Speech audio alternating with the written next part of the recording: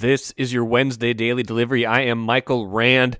Drama in the Twin Cities sports on Tuesday night. We got a lot of it to talk about here on today's show.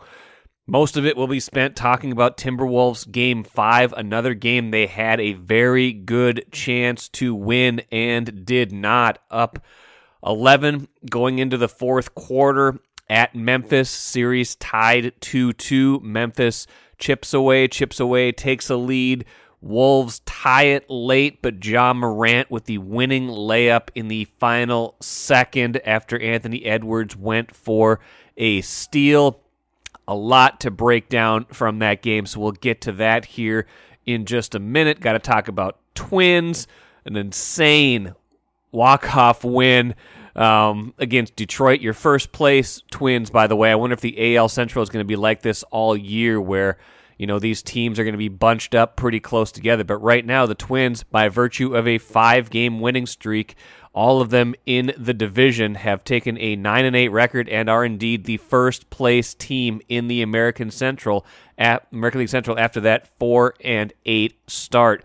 And got to talk Wild, who missed an opportunity on Tuesday night to really give themselves some breathing room in the race for home ice against St. Louis. But even though they lost a disappointing game to Arizona, got a little bit of a reprieve when St. Louis did lose to Colorado, which has very little to play for later that night. So Wild and Blues still tied in the standings, but Wild has 2 games left. St. Louis just has 1. So we'll see who eventually claims home ice for that first round playoff series. But first, what did I miss? Like I said at the beginning, we got to talk about the Timberwolves. I got a million thoughts jotted down. We'll check in with Chris Hine from Memphis, who checks in via a voicemail.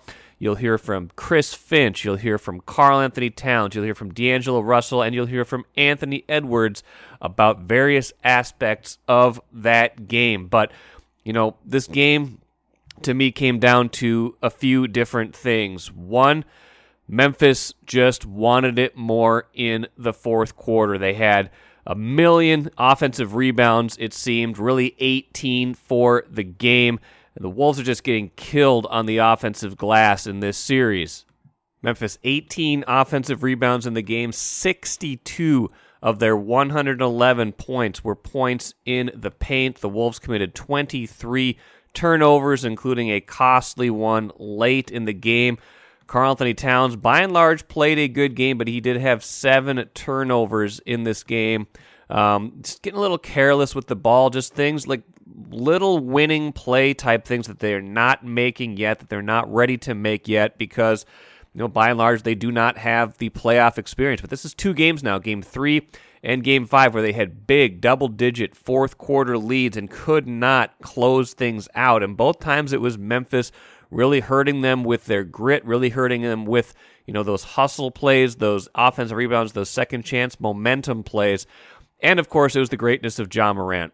Morant was spectacular down the stretch of this game, finishes with 30 points, 13 rebounds, 9 assists, had the go-ahead three-pointer with about 2 minutes left that gave Memphis its first lead since, I believe, the first quarter when they'd led 28-27, and, of course, made the winning layup after Anthony Edwards went for the steal in the closing seconds after Edwards had tied the game with a beautiful clutch three-pointer off an excellent pass from Jordan McLaughlin, who was in the game because Patrick Beverley had fouled out. So many tentacles to this game. I don't consider this as much of a Wolves choke, certainly compared to Game 3, as I do see it just as Memphis imposing its will and the Wolves not being ready to win a game like this. And to me, that piece of it comes down a little bit to Anthony Edwards. I think he had his moments in this game, but by and large, this was not a good Ant game. He finished with 22 points. I know that. That's fine. 8 of 20 from the field. He made some free throws, played 35 minutes, but 1 rebound this whole game in 35 minutes from Anthony Edwards, who is a bigger bigger wing, bigger guard, should be able to get in there for rebounds. And that one rebound was offensive rebound. I believe it was off of his own miss. No assists, no steals, no blocks, 5 fouls. He did only turn it over once, but settled a lot for jump shots in this game. Did not get to the basket nearly enough, especially in that fourth quarter when Memphis kind of made the Wolves settle to a certain degree for those shots that Minnesota had been knocking down to a certain degree during the game, but they became tighter, more contested shots, less in the flow of the offense. So this was not a good Anthony Edwards game. This, the stat line, the points will show you that he was fine.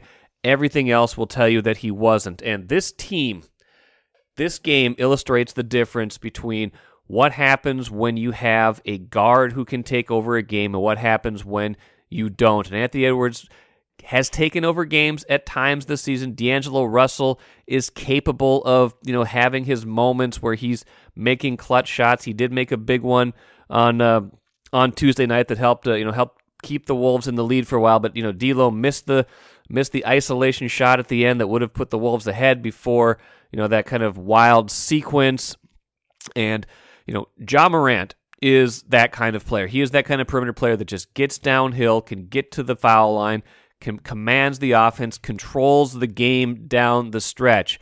And it's much easier to do that as a guard than as a big man like the Wolves. Karl-Anthony Towns still the Wolves' best, most efficient offensive player. He was their best all-around player by far on Tuesday night, even with the 7 turnovers, 28 points, 12 rebounds, 3 steals, 2 blocks. He was all over the floor, committed a couple silly fouls, but was able to stay in the game. He finished with 5. He was by far their best player, made a clutch 3 that put him up 4, in the kind of down the stretch there that could have given them the cushion they needed with a little more offensive execution to finish off that game, but they did not. And part of that comes down to the offense getting a little stagnant. Part of that comes down to Anthony Edwards. I'm imagining Anthony Edwards in 2 years when he's a little bit more ready for these crunch time playoff moments. That will be when the Wolves are able to take a leap. Right now, I don't feel like they're ready to take a leap. They were in position to win these games, but that is different. The playoffs are much different. Being in position to win a game is far different than being ready to win that game. And I just don't think the Wolves were ready to win that game. They got stagnant in the fourth quarter. The offense did not flow like it should have. And here's D'Angelo Russell talking a little bit about that mentality and how they can fix it. No, you can run a free-flowing offense, but you got to work on it. You got to practice it, and then it's a mentality shift throughout the game. During the game, you play, and then at the end of the game, it comes down to executing and getting what you want, and taking away from what the defense is trying to make you do. And on the other end, the same thing, you try to take away what they want to do.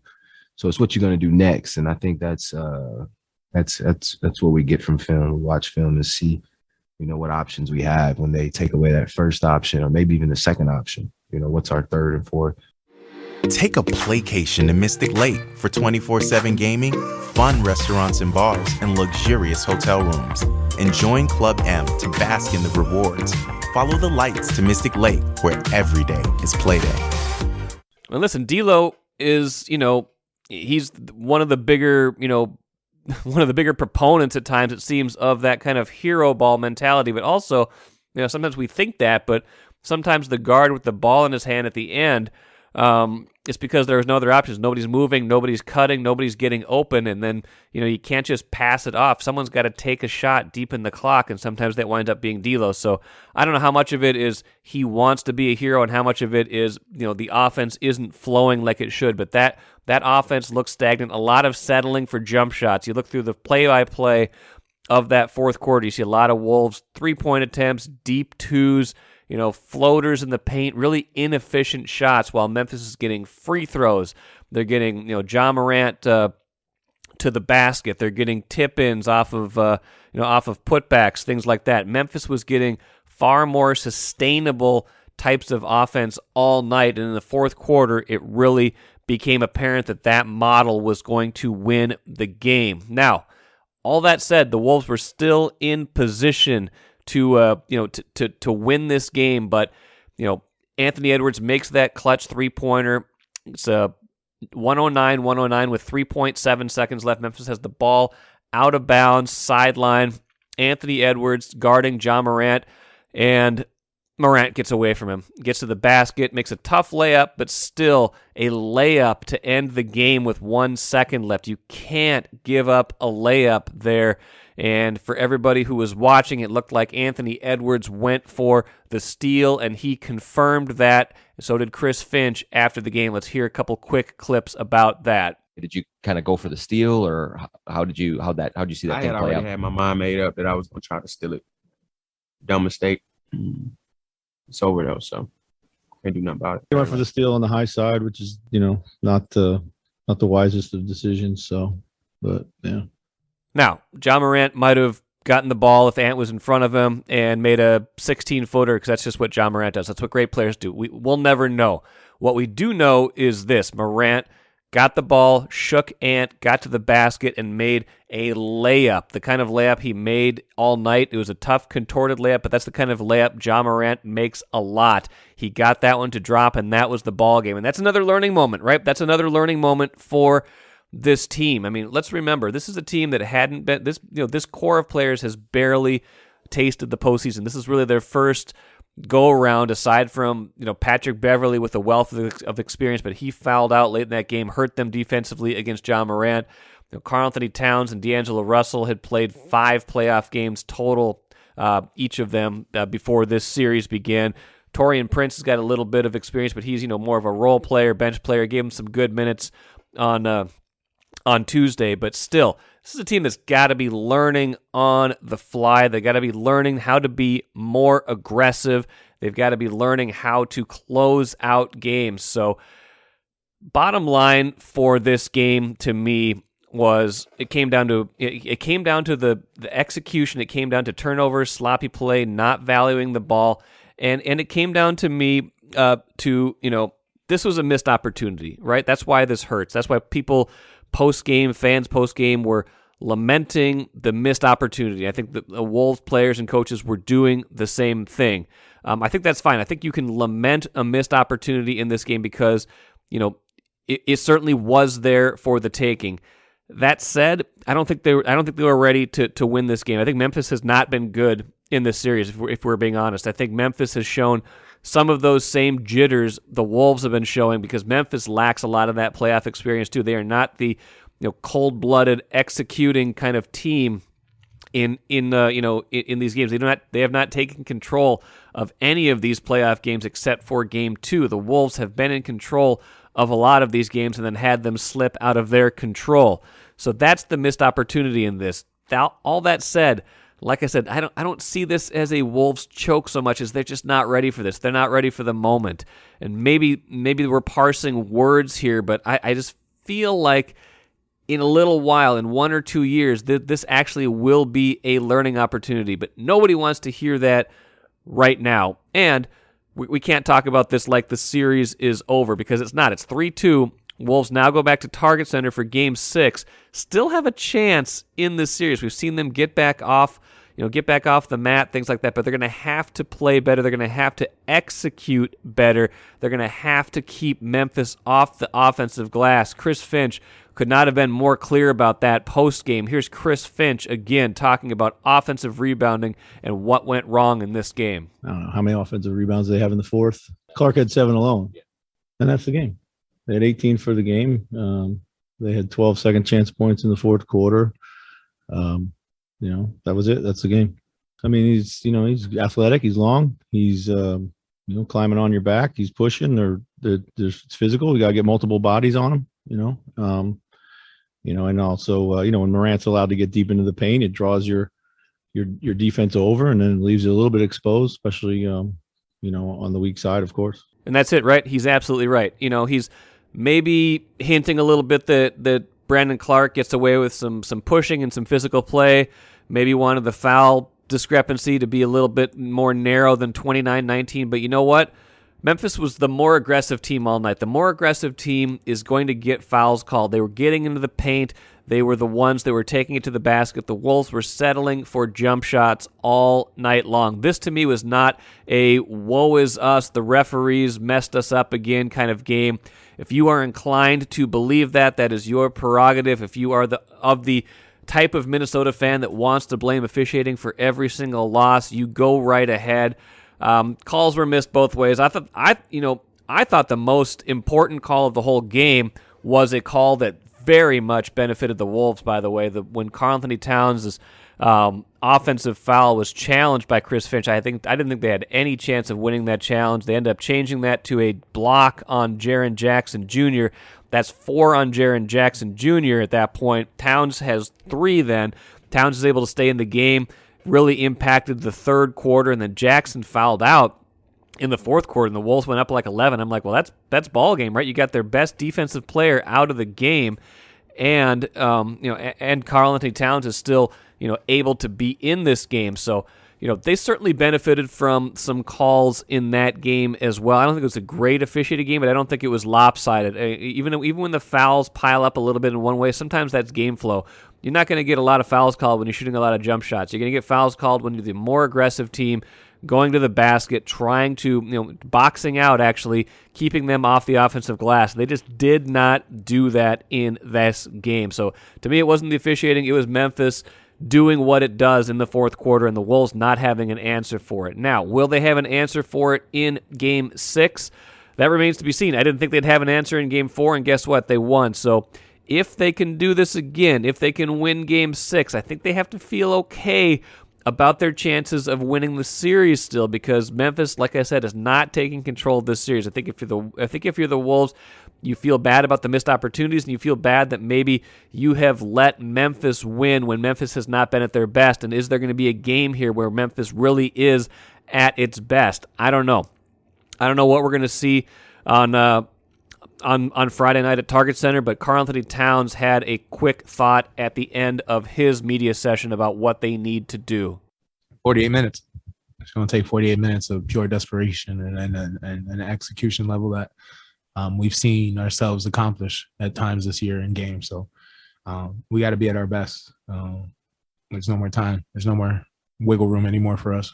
That about sums it up, right? We'll see what happens. Can they do this one more time? Can they, revive their season one more time? That remains to be seen, but it was a great game. It was an amazing game. It was painful if you are a Wolves fan, but this is the playoffs. This is the process you sometimes have to go through. I mean, let's not forget, Kevin Garnett ended his career in a place where, he was thought of as a clutch player to a certain degree. He got his ring. He got the Wolves before he went to Boston. He got the Wolves to those Western Conference Finals in 2004.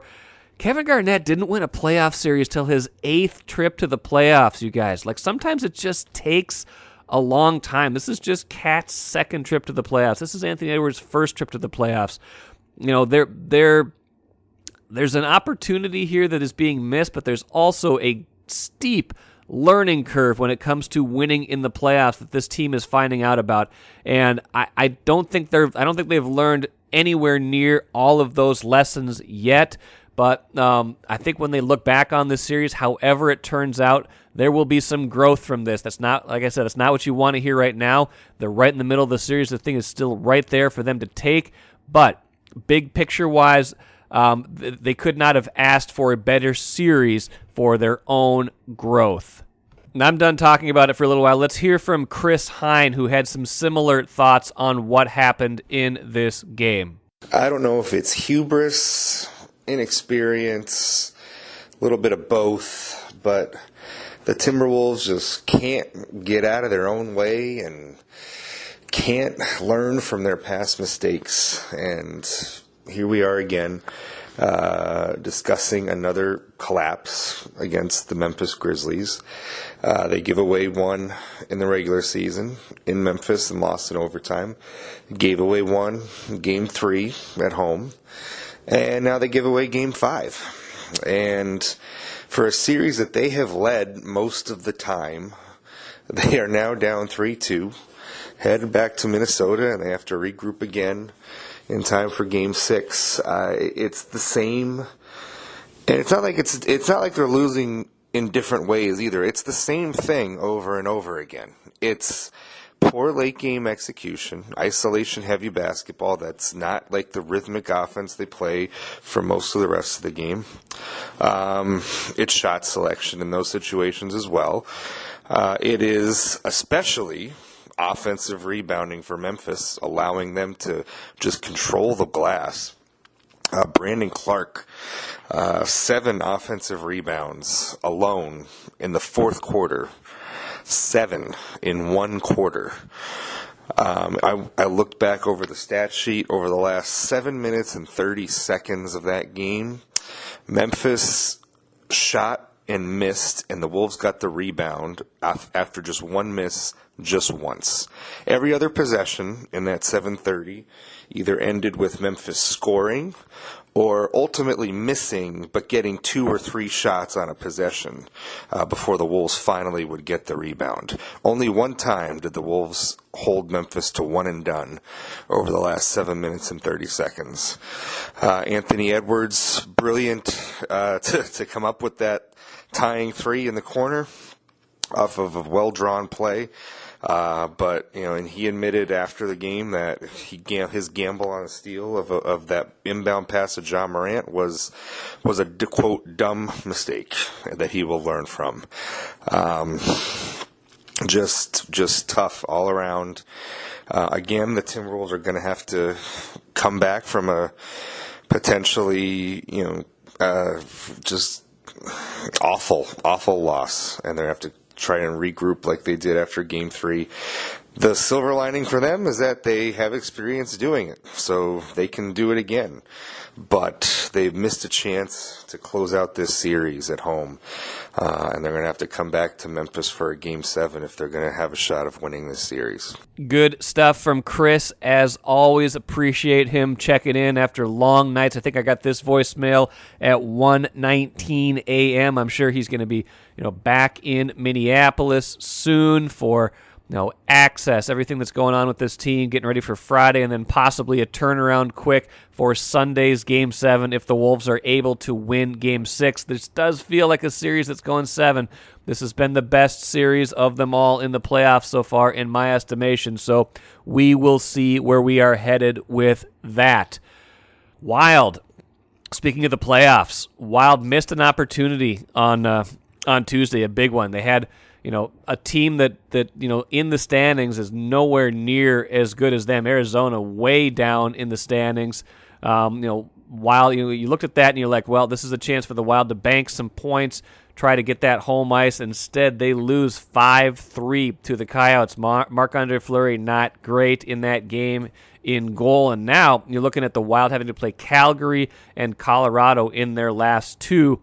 St. Louis has Vegas in their only remaining game. These teams tied still in the standings. St. Louis has the tiebreaker if this thing finishes tied up because they have more regulation victories this season. I was a little confused as to what the tiebreaker would be, but that's regulation victories. The Wild has more overall victories, but so many of those coming overtime or shootout, St. Louis would have the tiebreaker. So long story short, the Wild needs to get more points than the Blues in 2 games than the Blues get in 1 game. Still very much doable, and all that's really at stake is home ice in that first round of the playoffs, which can get erased in 60 minutes of hockey. But not a great game for the Wild. They've been playing very well. This was a clunker, bad time for a clunker. No doubt about that. So we'll see what they are able to do. So you're talking about the potential for some real playoff pressure cookers here. The Wolves at least are playing Friday, a chance they would play Sunday, and it could be the Wild Monday against St. Louis in that opener, depending on where that is. So we are looking at some amazing stretches of playoffs here in the Twin Cities. I didn't think we'd be talking about the Twins in the playoffs. I think I even mentioned that to Royce on Monday during Monday's show that, hey, we've got the Wolves that we got to talk about, we got the Wild we're talking about, but the Twins were 4-8 at the time, and I was like, this does not look like a team that is going to get anywhere near the postseason. And then they started playing the AL Central a little bit more, And all of a sudden now they are 9-8 with a crazy win over Detroit on Tuesday. They took a lead. Detroit rallied with a home run in the 8th, 4-3. It's looking like one of those gut punch losses, looking like one of those Minneapolis, Minnesota sports nights where all the teams lose. And then they get a bonkers final play in the bottom of the 9th. Miguel Sano hits one to right field. There's first and second. Trevor Larnach goes back to tag up, but the ball gets over the right fielder's head. Larnach's trying to scramble and score, but he gets held up. The base runner behind him, it gets a log jam at third base. Looks like someone's going to get thrown out on the base pass in the rundown. And then Detroit's catcher just decides to throw one into the outfield. Both runners score. Your final 5-4 in that game. Some drama in that game. Rocco Baldelli had a hard time describing it even. Here was Rocco Baldelli, Twins manager, after that whole final sequence. Exactly like that? Maybe not exactly like that, but you have recollections of some funny ones that you can never expect, and they just happen. And sometimes you just have to take games like this. I think our guys competed pretty good out there, and we did a lot of good things, and it didn't look look challenging going into that last inning. You're bringing in a guy with a good arm. But we had some pitches that we took, and we made him throw strikes. And then Miggy had a big hit, and he just ripped the ball to right center field and made something happen. We made some boo-boos on the bases, and, we somehow made our way out of it and smell like roses. And sometimes that's the way it happens. So I don't know what I'm even talking about right now, but I think that sums up the last play of the game and the result. Listen, bottom line is the Twins are in first place in the division right now. And it's early, it's 9-8, but I think if there's one big takeaway from the American League Central so far this season, it's that if Chicago is down, and Chicago's dealing with a lot of injuries, they don't look like they're the team they were a year ago. If they're going to be down, this thing is wide open. This thing is there for the taking. If the Twins are going to keep pitching as well as it did, Chris Paddock had a good start, 5 2/3, 5 hits, 1 run. If they're going to keep doing that, they're going to have a chance. They're going to have a chance in this whole division to compete. They got a good game from Max Kepler. That was nice to see. He'd been struggling all year. Miguel Sano got a hit finally. Got himself going. Kepler had a home run in this game, so that was good for him, starting to get that batting average up a little bit, get that OPS up a little bit. Gio Urshela has been pretty good this year. He had another couple hits and a couple runs scored, so starting to see how this kind of all fits together a little bit better. Got to get Carlos Correa going, things like that. But, if the pitching can hold up, and it did hold up to a certain degree, even though the bullpen gave it up in this game, if they can keep it together, if they can piece these games together, especially against the division, they might be able to compete, because mid-80s might win this division when it is all said and done. Speaking of all said and done, that is it for me today. Thanks for joining Daily Delivery. Sarah McClellan will be on Thursday show to talk Wild, set up those last 2 regular season games as they come down the home stretch. Thanks so much for joining me here today on Daily Delivery. I'm Michael Rand. We'll see you again on Thursday.